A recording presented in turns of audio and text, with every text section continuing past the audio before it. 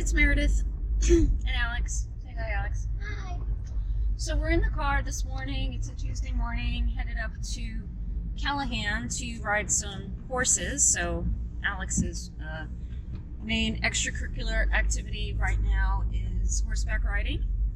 And I wanted to talk to you as we drive up here a little bit about the correlation between being pilot in command of an airplane or of a horse or of a car like I'm driving right now, or basically anything in your life. I recently held a seminar at the airport on the subject of being pilot in command and what it takes to be pilot in command. And this video was actually originally going to be about effective radio communications and telling folks, how you can muster up the courage to key the mic and talk on the radio to other pilots or to air traffic control, because that's obviously a very important skill to have, is radio communications. But that got me thinking that, talking on the radio and having the courage to do that is really just a subset of the whole confidence that it takes to be pilot in command. So that's what I wanted to talk about today, is being pilot in command. So,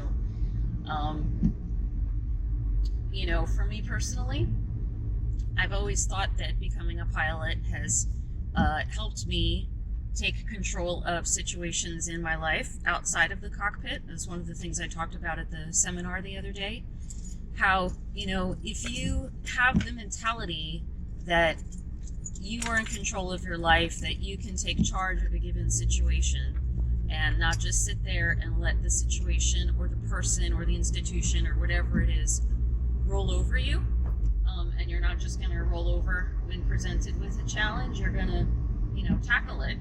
There's all these old phrases of, take the bull by the horns and blah, blah, blah, but it's kind of true, where in order for you to be effective in your life at whatever endeavor, whether it's, being a business person, being a parent, being a horseback rider like Alex here, or being a pilot, you really have to learn to take control of the situation, to embrace your inner pilot in command. So I thought maybe I would talk to you a little bit about that. One of the things that I had to face when we came to the decision as a family to try homeschooling for this semester is, well, I'm going to have to rearrange my life a little bit. When Alex was in school all day long, I had the opportunity to spend some time, at work, either at the flight school flying or working on this YouTube channel.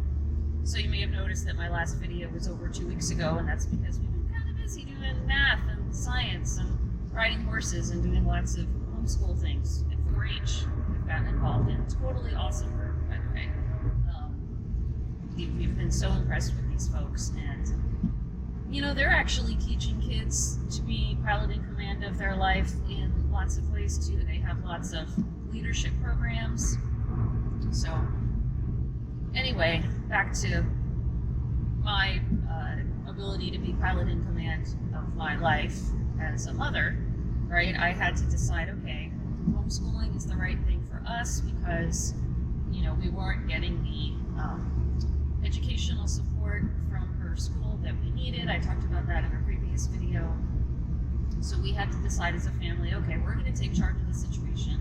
We're going to cover the topics at the level that we think is appropriate, right? Because the school just wasn't providing that resource. So if you're a parent out there, if you have kids and you're a pilot or thinking about flying and you're having any anxiety about flying, trust me, if you think about it, all the challenges you have to face as a parent are way harder to deal with than any challenges you're going to face as a pilot. I know it may not seem like that at the beginning, but it really is. So sometimes it's helpful to just take a step back and put things in perspective. You know what I mean? Think about, okay, here I am in the airplane, getting all worried about keying the mic and saying the wrong thing on the radio, which, yeah, I get it. If you're not, familiar with the language, with the environment, that can produce a little bit of anxiety at the beginning. But take a deep breath and this causes you anxiety into perspective, right? What other things do you do in your life that are challenging? What other things do you do in your life that could possibly cause a negative result for you if you do it wrong? How do you approach those things? And that's how you should approach the radio communications or anything that you're doing with flying. You know, us as the instructor, we're there to help you gain the knowledge and skill that you need to, over time, hopefully without too much time, but over time, be able to embrace and act as pilot in command. But it takes time, just like with anything. So you have to allow yourself that, but don't be afraid to try things. Don't be afraid to talk on the radio. Don't be afraid to try a slip. Don't be afraid to try a crosswind landing or simulated engine failure or any of these things that your instructor is trying to teach you. Now, of course, you have to trust that the instructor knows what they're doing, right? If you don't have confidence in the instructor's ability to deal with the situation, if you screw it up, well, that's a different story. That's why, you know, at Holiday Aviation anyway, we don't hire just any, you know, anybody that has a flight instructor certificate. They need to prove to us that they're worthy of you as the student. You know, as the customer, you're the one that matters, and so we want to make sure that anybody we're putting in the airplane with a student really has the capacity themselves to act as pilot in command very thoroughly. So being pilot in command is really a state of mind. It's a title, according to the FAA regulations, no doubt, in Part 91. We'll show that in the video here in a minute. But I really want you guys thinking about the fact that being pilot in command is a state of mind. It's an attitude. It's an approach to life. It's a philosophy. It's something that is not specific to flying airplanes, but it can be applied to literally any aspect of your life. And I think if more student pilots and pilots of any certificate level embraced that, we may have fewer accidents because people would channel their inner pilot in command, channel their inner strength, and think about what they need to do before they do it. And when presented with a situation, they may be more inclined to act appropriately. So back to what we're doing today. So Alex and I are almost at the barn, going to ride some horses. A little bit of rain out here today, which I wasn't totally expecting. So if I was a pilot right now, what am I doing if I was a pilot right now? I am a pilot. I mean, if I was flying an airplane right now and the weather had changed like this, I might say, okay, maybe we need to divert to a different airport. Maybe we need to land and wait for the rain to stop. Or maybe it's just rain. Maybe it's just light rain, but the clouds are high enough and it's localized and I can see through it, and it's really not going to affect my day other than my airplane is going to get a little wet. And I suspect that's going to be the same issue with riding the horses today, where it's not going to prevent us from doing what we're doing. It's just going to make it a little more challenging and perhaps a little bit uncomfortable, much like a pilot flying through rain for the first time. Maybe a little uncomfortable, a little unsure, not physically uncomfortable, but, you know, just uncomfortable with the situation. So Alex here was just telling me something very interesting she read in one of her horse riding manuals. Any chance you could give a quick summary of that again, Alex? So I was reading about how the author stated that multitasking on a horse is difficult because your brain knows that if you are really focusing on what you're doing, then it's hard to do something else at the same time because your brain knows what you're doing is top priority. Mm-hmm. So talking to someone while you're on the horse, I was reading the book and the author stated that she found herself a loss of words mid-sentence while she was doing something really, really simple, like turning a barrel or jumping a jump. because her brain knows that she needs to focus on the task at hand so she doesn't mess up or worse, fall off. Mm-hmm. So she focuses, but at the same time she stops talking. Mm-hmm. And that's awesome. And I can totally relate to that as an airplane pilot, actually, Alex, because even though, like the horseback rider, she's multitasking in the sense that she's focusing on herself and she's focusing on the horse and she's focusing on her surroundings, right?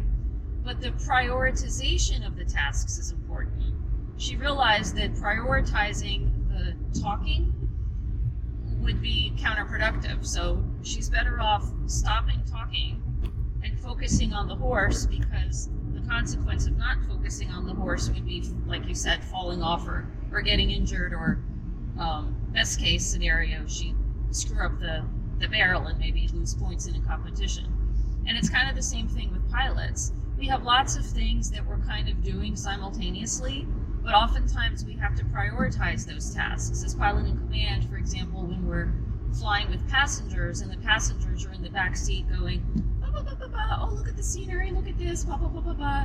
And we're trying to focus on what the tower is saying or what on air traffic control is saying. We may have to tell the passengers, hey, could you please just, be quiet for just a minute because I have to focus. Or maybe we push the button on the intercom system in the airplane to kind of mute the passengers for a moment so that we can focus on what the air traffic controller is saying. Or if a student is in the middle of a maneuver and someone is saying something to them, they may politely kind of just hold up their finger and say, hold on a second, so that they can focus on the task at hand. That's awesome. That's exactly what I was talking about. These are the whiteboard notes from the seminar that I held last weekend. It was attended by about 7 or 8 people. A couple of them were private pilots, a couple of them were student pilots, and one guy had just come off his first discovery flight with us. So the first question I asked of the group is, what does it mean to be pilot in command? And you can see the responses there. Then we went on to talk about what are the qualities and traits of a good pilot in command, and then what are some negative or undesirable traits. Even though I was the only flight instructor in the room, it was clear that everyone in attendance was able to recognize the qualities of a good pilot in command, like the ability to stay cool under pressure and objectively analyze a given situation. The attendees also recognized that arrogance, impulsivity, and resignation are not beneficial traits of a pilot. So I'm here at the Hurlong Airport. Me and Dana had to come pick up an airplane and bring it back to Craig, so I'm taking the ferry plane back to Craig. And I want to demonstrate to you how you can use effective radio communications at an on-towered field. So remember, at an on-towered field, there's no requirement to even have a radio here. There's no requirement to use it. It's just a really good idea. We definitely want to see and avoid other traffic.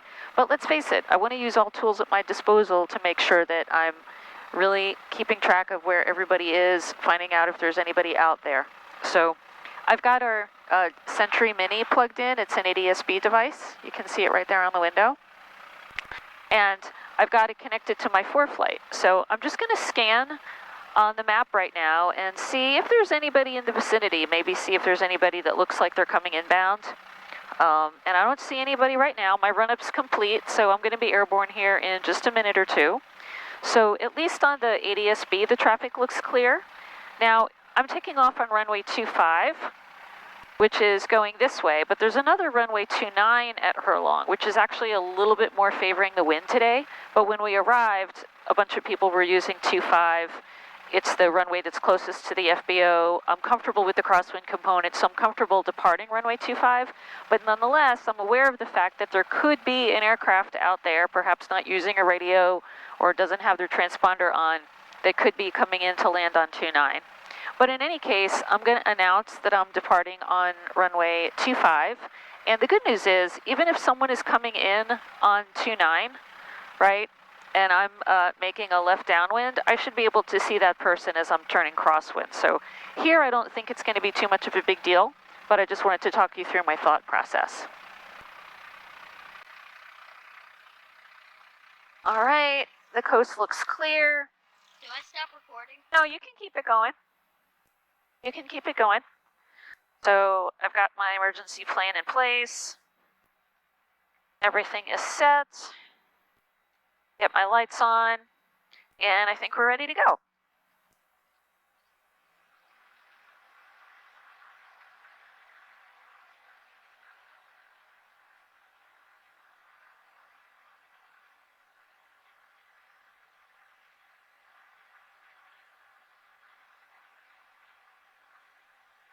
So I'm checking the final. The final looks clear. I haven't heard anybody on the radio. I'm going to make an announcement call nonetheless.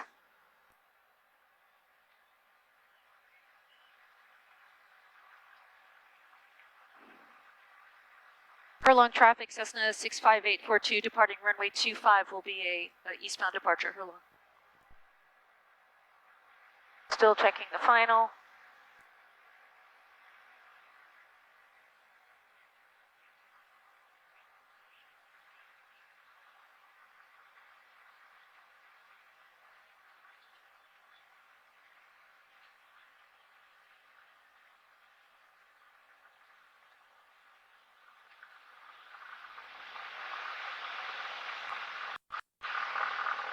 All right, everything is in the green. Airspeed's coming alive.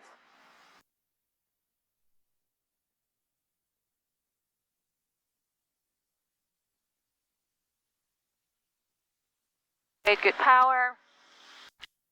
Climbing at VY.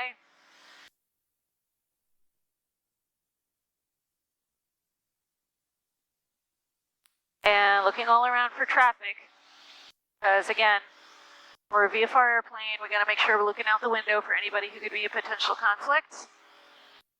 I know that there was some big jets in the pattern at the Naval Air Station, which is behind us. Cecil Airport, which is a huge airport, is directly in front of us.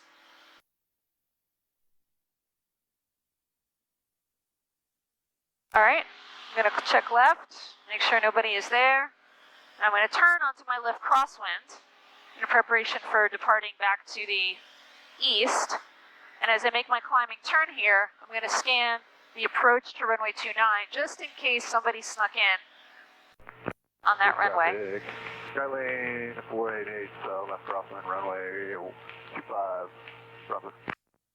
So that was at Brunswick, right? Totally different airport, pretty far from here, but they have the same CTEF frequency. So that's a good example of how when you're at an airport, you always want to say the airport name, because someone might hear, 25.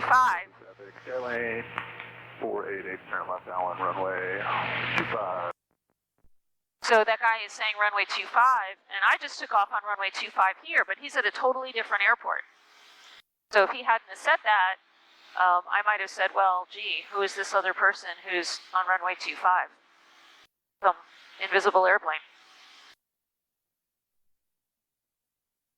So I'm going to go ahead and depart the airspace here. We'll climb up to about 2,000 feet.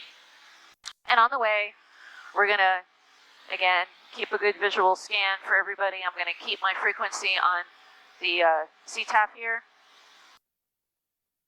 for anybody who might be inbound. And we'll level off at 2,000 feet. All right, so we're just a few miles from Craig Airport. We were instructed to join the left downwind. I'm almost at pattern altitude. And he told us to report left midfield downwind. So now you'll get to hear some of the communications with the control tower. I see some traffic that just departed 3-2, but they're on an easterly turn, so they won't be a factor for us. 430 Bravo, Craig. Nobody on the downwind, so I'm going to make my turn to join the downwind, and then make my position report. Craig Tower, Cessna 65842, left downwind 32. Over 2, runway 32, clear to land, 1 departure prior to arrival. Clear to land, runway 32, 65842. Okay, that's easy, so we don't have to extend or anything today, which is awesome. I've already been cleared to land, but I'm still going to keep my eyes and ears peeled in case anything changes. Craig Tower, Bucky 316 is 10 to the north with uniform for a full stop. Bucky 316, Craig Tower, and right down runway 32, report midfield. Right downwind, report midfield for runway 32, Bucky 316.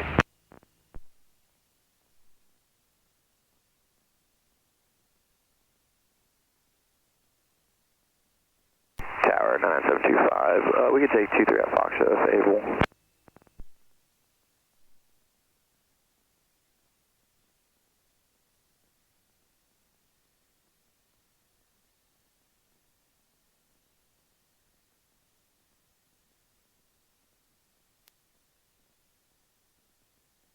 Paying attention also in case anybody on the ground screws up and pulls onto my runway when they're not supposed to.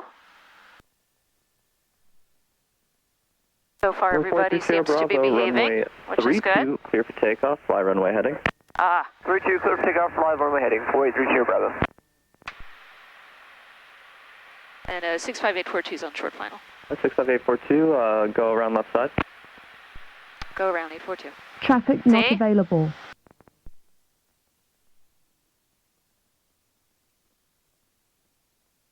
Now that was the controller We can take 23 at Foxtrot. not planning that correctly. Number 65842, left crossing at your discretion. We're in the left turn, 842. And tower 65842 is rejoining left downwind 32. Number 65842, runway at 32, clear to land. Clear to land 32, 65842. It's all good. We get an extra approach out of it. Okay, I'm maintaining my DMMS. I'm at 70. Looks like I should be able to make a nice gliding approach here without much fuss. Hopefully those little birds will get in my way.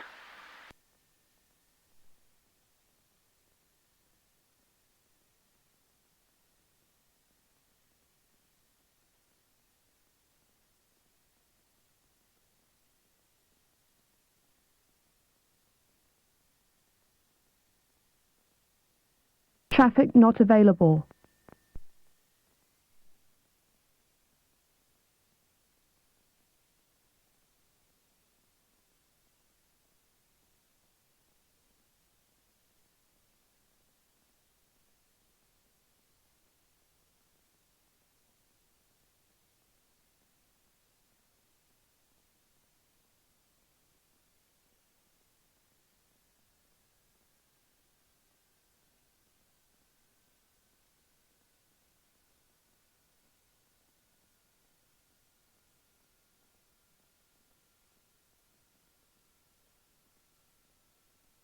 All right, I'll take it.